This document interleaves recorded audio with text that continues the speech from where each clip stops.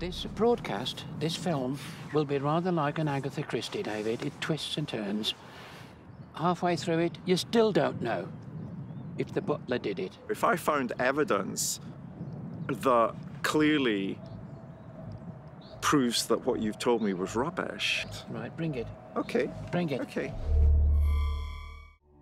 How would you like him to be remembered? As a cheerful boy, always going around nice and cheerful and helpful. You never saw him miserable, you know, he was always smiling and happy. You'll be tormenting somebody else tomorrow. Tormenting? Come here.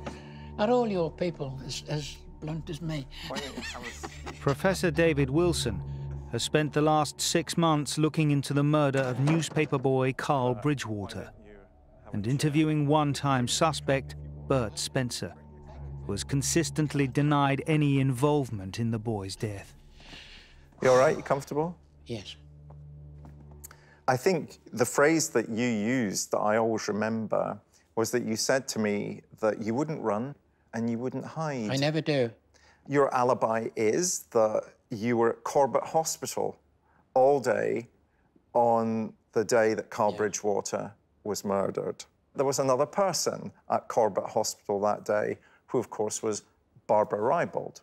What about the others? Well, but Barbara Rybold in particular was really important. She made a written statement, I believe. She made several written statements. Well, OK, I didn't know that. Others who worked in the same floor space made verbal, yes, OK, he was here, but they didn't write it down. They didn't have to.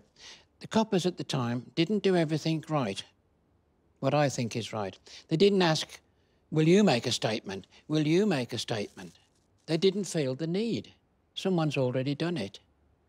And Barbara Rybold made those statements. Yes, and as you know, I've tracked down those statements, and you were there when I asked her, could she say that she was there all afternoon and was able to verify that you were there all afternoon? And she can't. She can't guarantee what times you may have left Corbett Hospital all afternoon. Means that you don't have a cast iron alibi. That alibi is, well, it disappears, Bert. I accept what you say. I don't have now a cast iron alibi. Do you have any evidence that I killed Carl Bridgewater? If you do, sir, bring it forward. If you don't, shut your mouth. OK? You've now annoyed me. You get annoyed by me fairly regularly, I do, yes. Bert, and you threaten me quite a lot as well. That's not threatening. It's me talking straight. I also asked you, Bert, in relation to the Wilkes connection. What was happening the night that you took Hubert Wilkes' life? Your wife at the time made statements to various places saying that Carl Bridgewater was mentioned that night. Well, if it was, I wasn't in the room at that time. I didn't mention it. She says it was mentioned at the time. I don't care what she says. I'm not rubbishing her statement. I'm saying to you, I wasn't in the room when it was, if it was. You can't just say, but she says it was. That's what I'm saying to you. That's my response. Hubert Wilkes was goading you. I wonder if that plays a part in relation to what happened at Yew Tree Farm. Have you spoken with Jean Wilkes, who sat in the lounge that night? No, I haven't. Why? Well, because I can't find Jean Wilkes. Well, there was no discussion of the Carl Bridgewater case. If there had have been, David, so what? Did you and Hubert Wilkes ever discuss robberies? We never did. Right. OK. Now, I'm going to play you something, Bert, at the moment. I particularly wanted you to hear what your daughter said in relation to Hubert Wilkes and the discussion of robberies. I particularly remember he would stand at the fire with his back to the fire, and I was lying on the settee. He would just constantly talk about robberies and how you can commit the perfect crime by escaping through the woods. And I don't agree with that. Hubert Wilkes used to come to my house and drink whiskey. Never discussed robberies with me. So your daughter's wrong? She's made a mistake. Well, she doesn't think that, Bert. OK, a lot of people think I killed Carl Bridgewater.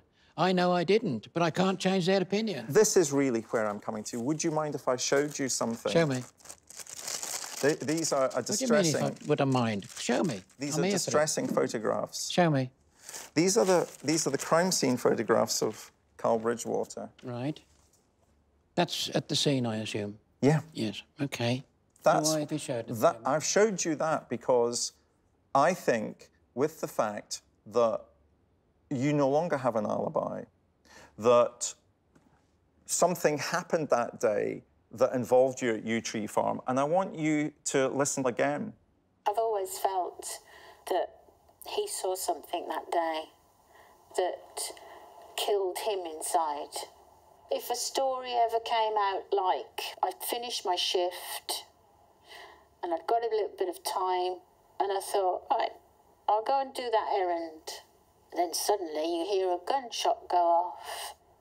And then, after it's all dispersed and you see something, Tell me, you 'cause I can't can't believe hear what it. I you're can hear looking some. at and what you're witnessing and what you're seeing, and you're just horrified. I have tried to discuss that with him on an occasion, but he was very emotional. Was that what happened? No. Did you go to Yew Tree Farm that day? Your daughter thinks that you did go to Yew Tree Yes, Farm. I just heard what you said. She also thinks it was after my shift. After 5 p.m. Too late. Too late, mate. Even if I got there at 20 past, there's no gunshot. That was an hour ago. Did you go after No, your I did shift? not. You've forgotten the time, she said. Did you After go my shift. after your shift? No, for Christ's sake. What for? What? I wasn't working there that month. What for? Well, after our first interview, I did a P scan on you. What's that? It means psychopathy scan. So this isn't a clinical diagnosis. This is a way that I can gain some insight into the person that I'm talking to. And the total score for you was in the high range. A total score that falls in the high range should be a cause for serious concern. It suggests that the person of interest may have many or most of the features that define psychopathy. Such a person is likely to be egocentric, callous, cold-blooded, predatory, impulsive, irresponsible, dominant, deceptive, manipulative, and lacking in empathy, guilt, or genuine remorse for socially deviant and criminal acts. And that fits you to a T. It also fits you, you bugger. Some of the things you've said, to a T. This is you, Bert. So you've you've just condemned me then, haven't you? You are somebody that I regard As a psychopath. as a liar, Yeah. as somebody who is bent the truth, as somebody who's manipulative, as conning. You're not this kindly old grandfather figure. That's your shtick, Bert, and I see through it. And all I can say to you is, in the absence of you having any alibi, because you were there when Barbara Ribble says she cannot stand up where you were on the afternoon that Carl Bridgewater was murdered. I'm not going to say, let me get a word in. I am going to get a word in, David. I think you need to see a psychiatrist. You are wrong. So very wrong. You're egoistic, all Mr. Important. What the hell does it matter what you think? The evidence shows. How the hell can I be there when I wasn't there? You'll have to prove that. Go ahead, do what you want. But I think you need psychiatric treatment, son. There's something wrong with the way you think. That is my belief. And I think now it's really a question for other people to make their decision on these kinds of things. Well, Because let them all do I it. can do is tell you what I felt, and I will raise this elsewhere. Okay, do that. Thank you.